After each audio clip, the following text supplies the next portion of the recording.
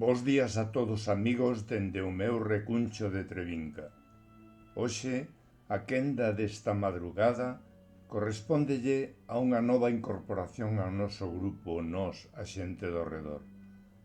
Ana Durán Penabat sorpréndenos coa súa calidade literaria na súa primeira colaboración na nosa revista, na que regálanos no número 18 un precioso relato titulado O equinoccio acende o sol no oratorio de San Miguel de Celanova.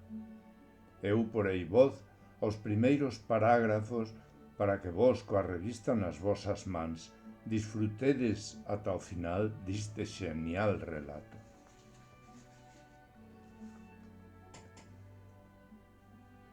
Ola, son San Miguel nun pequeno templo cristián do século X, dentro do mosteiro de San Salvador de Celanova, Ourense.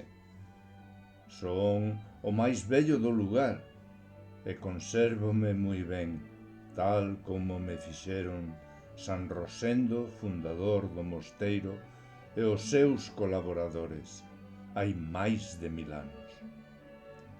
2 veces ao ano, o equinoccio acende o sol que parece nacer dentro de min e saír das miñas paredes con forma de estrela ou un ollo de lume. É un efecto sofisticado e preciso.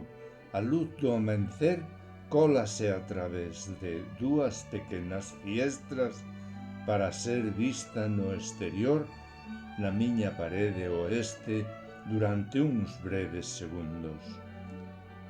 Queridos amigos, continuade ca lectura deste delicioso texto que regálanos Ana Durán.